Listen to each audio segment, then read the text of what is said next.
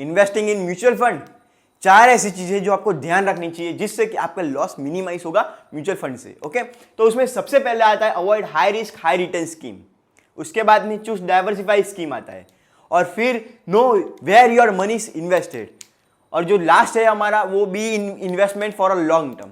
तो आज के इस वीडियो में हम ये चारों चीजों के बारे में डिटेल में केस स्टडी लेके समझने वाले हैं, तो प्लीज बने रहिए एंड तक। Number 1, avoid high risk high return scheme. अगर आप खतरों के खिलाड़ी के शौकीन हो ना, then please invest in this type of scheme. मगर मैं आपको सजेस्ट करूंगा कि आपको इस टाइप के स्कीम से दूर रहना चाहिए। अभी एक कंपनी है थर्ड एवेन्यू मैनेजमेंट करके, उसने क्या किया 2013-14 में इलिक्विड बॉन्ड्स में इन्वेस्ट किया। अभी इलिक्विड बॉन्ड्स मतलब क्या होता है, यहाँ पे बायर और सेलर की कमी होती है, सेलर की कमी होती है। इधर क्या होता है, बायर अगर 150 पे बैठा है ना, तो सेलर है ना 300 पे बैठा है, तो इन दोनों के बीच में ट्रेड होना पॉसिबल ही नहीं है। Okay, to the some extent. अगर आप सब्जी लेने जा रहे हो मार्केट में, आप ऐसे बने रहोगे, अड़े रहोगे कि मैं तो ये 15 में ही लूंगा, 15 में ही ये सब्जी लूंगा, और वो बेचने वाला बोलेगा मैं झुकेगा नहीं साला, मैं 30 में ही बेचूंगा, तो भाई वो चीज बिकेगी ही नहीं। तो ऐसा ही कुछ हुआ हमारे थर्ड एवेन्यू मैनेजमेंट के साथ। इन्होंने बॉन्ड्स लेने के तो ले लिए, मगर इनको क्या 1-2 साल बाद पता चला कि साला ये बॉन्ड्स जीरो भी हो सकते हैं, ये बहुत हाई रिस्क वाले बॉन्ड्स है। ओके, तो क्या हुआ कि जो पब्लिक है, पब्लिक वो उनका पैसा लेने लगी, मांगने लगी। अभी क्या होता है म्यूचुअल फंड में, ऐसा ही होता है कि जब पब्लिक है ना, वो मैनेजमेंट को पैसा देती है और मैनेजमेंट फिर इन्वेस्ट करते हैं। अभी ये पैसा मैनेजमेंट से मांग रही है, तो मैनेजमेंट के पास भी लिमिटेड अमाउंट ऑफ मनी है, तो उनको भी ये एसेट्स बेच के इनको पैसा देने पड़ेंगे। तो 2015 में थर्ड एवेन्यू मैनेजमेंट ने $800 मिलियन का लॉस किया। $800 मिलियन छोटी सी रकम नहीं होती। अभी इतना लॉस हुआ ना, तो जो इन्वेस्टर्स है ना, उनको 20 to 25% उनका जो पैसा था ना, वो वाइप आउट हो गया।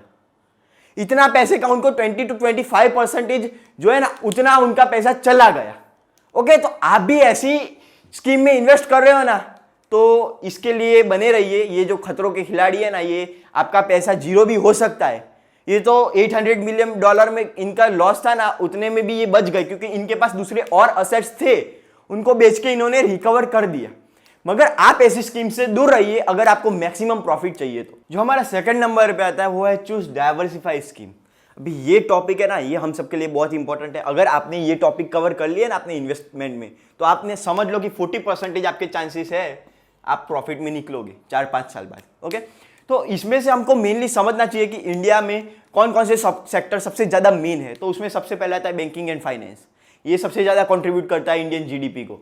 उसके बाद में ऑटोमोबाइल सेक्टर आता है, उसके बाद में आईटी सेक्टर आता है, और फिर आयरन एंड स्टील सेक्टर आते हैं। ये 4 जो है ना, वो मेन सेक्टर है, दूसरे सब अदर्स में आते हैं। ओके, तो ये एक चीज है।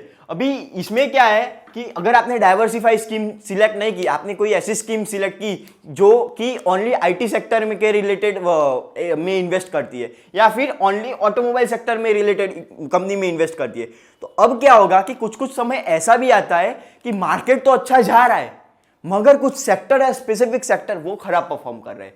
जैसे ही 2017 से 2019 तक जो ऑटोमोबाइल इंडस्ट्री और फार्मा इंडस्ट्री थी, वो सबसे खराब परफॉर्म कर रही थी। ओके, वैसे ही आप देखो तो कभी कभी ऐसा भी होता है कि कोई सेक्टर अच्छे भी परफॉर्म करते हैं अगर मार्केट खराब परफॉर्म कर रहा है। जैसे कि हमने 2019 और 20 में देखा, आईटी और फार्मा सेक्टर सबसे अच्छा परफॉर्म कर रहे थे। ऐसे ही आप देखो 2020 और 2021 में बैंकिंग सेक्टर अच्छा परफॉर्म कर रहा था। सभी सेक्टर 20 और 21 में अच्छे परफॉर्म कर रहे थे, और बैंकिंग सेक्टर सबसे आउट परफॉर्मेंस सेक्टर था।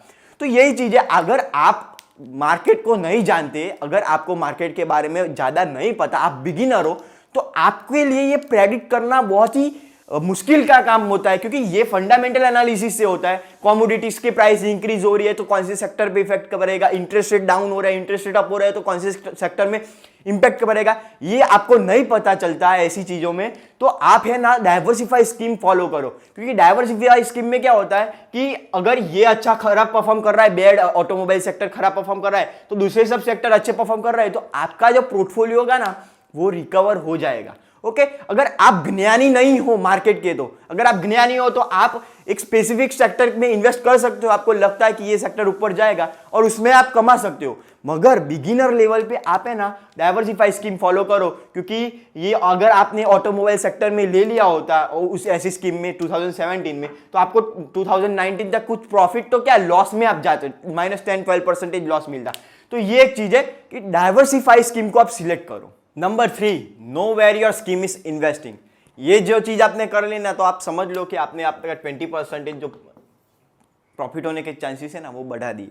अभी इसमें हम एक एग्जांपल के साथ समझेंगे, उसमें हम जो एग्जांपल लेंगे वो HDFC टॉप 100 फंड्स का लेंगे। ये सबसे ज्यादा इसने रिटर्न दिया इन्वेस्टर्स को, इसीलिए ओके। तो इसकी जो टॉप 6 होल्डिंग्स है वो है Reliance, HDFC limited, ICICI bank, Infosys, SBI और HDFC बैंक। इन सब का परसेंटेज ऑफ वेटेज देख सकते हैं ओके। HDFC लिमिटेड और HDFC बैंक ये दोनों अलग अलग चीज है। ये फाइनेंस के रिलेटेड है और ये है बैंक, ये बैंकिंग सेक्टर के रिलेटेड है। अगर आप देखो ये टॉप 6 का जो रेशियो है उसमें 24% तो बैंकिंग और फाइनेंस से ही आता है ओके। तो दूसरे सब बैंक तो इसने दूसरी सब बैंक भी आती है, मगर ये जो टॉप 6 जो चीज है उसमें से इतना 24% तो बैंकिंग और फाइनेंस में आ गया। इसका मतलब क्या, आप अगर 100 रुपए डालते हो ना तो आपके 24 रुपए डायरेक्ट बैंकिंग और फाइनेंस सेक्टर में इन्वेस्ट हो जाएंगे। इससे आपको समझने का ये कि जब कभी भी बैंकिंग और फाइनेंस सेक्टर अच्छा होगा ना, ये HDFC टॉप 100 फंड अच्छा परफॉर्म करेंगे। ऐसे ही सिमिलरली जब कभी भी बैंकिंग और फाइनेंस सेक्टर अच्छा नहीं होगा ना, तो ये जो फंड है ना वो सबसे ज्यादा प्रेशर में रहेगा। तो फर्स्ट पॉइंट में हमने बात की थी थर्ड एवेन्यू मैनेजमेंट करके। अगर आपको उस समय पता रहता कि आपकी जो स्कीम है वो कहाँ इन्वेस्ट कर रही है, आपको पता रहता कि जो थर्ड एवेन्यू मैनेजमेंट है वो इलिक्विड बॉन्ड्स में इन्वेस्ट कर रही है, तो आप इन्वेस्ट नहीं करते और बच जाते उस स्कीम से। तो इसीलिए आप जो स्कीम में इन्वेस्ट कर रहे हो या करना चाहते हो उस चीज का आप पोर्टफोलियो देख लो, एक बार देख लो। जो चीज अगर रिलायंस, HDFC ऐसी कंपनी है तो अच्छा है, मगर ऐसी कोई कंपनी में इन्वेस्ट किया है जिसका बैलेंस शीट अच्छा नहीं है, जिसका जो फंडामेंटल्स है वो अच्छा नहीं है और वो हाई रिस्क और हाई रिटर्न वाली स्कीम्स है, तो उस चीज में इन्वेस्ट मत करो ओके। तो यही एक चीज है। अगर ये HDFC टॉप 100 अगर ये आपको पता होता तो आप पता चल जाता है आपको कि बैंकिंग और फाइनेंस सेक्टर में इसका सबसे ज्यादा वेटेज है, तो आप ये पता करके रहिए कि आपकी जो स्कीम है, आप जो स्कीम में इन्वेस्ट कर रहे हो वो स्कीम सबसे ज्यादा वेटेज क्या है उस स्कीम में ओके। जो हमारा 4th पॉइंट है ना वो है be invested for a long term. अगर आप ये सोच के म्यूचुअल फंड में आ रहे हो ना कि मैं 80-90% रिटर्न ले लूंगा एक साल में, तो ये सोच के मत आओ, प्लीज मत आओ। उससे अच्छा आप अपना पैसे से ना घूम के आ जाओ, लंदन टूर या ऐसी कोई टूर करके आ जाओ। आपको खुशी तो मिलेगी, यहाँ तो दुख ही दुख मिलेगा, आपकी हालत वो गंगूताई जैसी हो जाएगी। तो अभी क्या है कि mutual fund industry generally 10-12% return देती है, मगर इसमें भी आपको 5-5, 6-6 साल रुकना पड़ता है, उसके बाद में इतना एवरेज रिटर्न मिलता है। क्योंकि बुल रन है ना, बुल रन वो 5 साल में एक बार आता है। हिस्ट्री निकाल के देख लो, जो बुल रन था ना 2009 से लेके 2012 तक आया, उसके बाद में इतना बड़ा बुल रन 2020 में आया ओके। तो यही चीज है। अगर इसके पहले भी आप देख लो तो 2001 से 2003 तक आया था। तो ये चीज है, अगर आपको ये बुल रन में पार्टिसिपेट होना है और इससे अच्छा बुल रन में आप पार्टिसिपेट हो गए तो ही आपको अच्छा रिटर्न मिलेगा। तो इसके लिए 5-5, 6-6 साल रुकना पड़ता है। आप अगर म्यूचुअल फंड इंडस्ट्री में आ रहे हो तो मिनिमम 5 साल के इन्वेस्टमेंट के पर्पज से आओ, 1 साल 2 साल पे मत आओ। अगर मार्केट क्रैश हुआ जैसे 2009 में हुआ था, तब आप इन्वेस्ट करो, तब आपको 1-2 साल में रिटर्न मिल सकता है। मगर मार्केट ऑल टाइम हाई के नहीं रहे तो 5-6 साल तो रुकना ही पड़ेगा मिनिमम। अभी इसमें क्या होता है कि हम कुछ केस स्टडी लेने वाले हैं। 2009 और 2010 में देखो आप 80% रिटर्न दिया था म्यूचुअल फंड इंडस्ट्री ने, वही 2012 में -10%, 2016 में -9% और 2020 में 81%।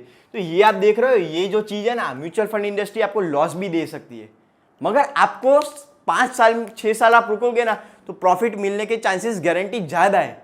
मगर आप 1-2 साल के पर्पज से आओ तो इधर मत आओ, उससे अच्छा आप वो पैसे उड़ा के आ जाओ।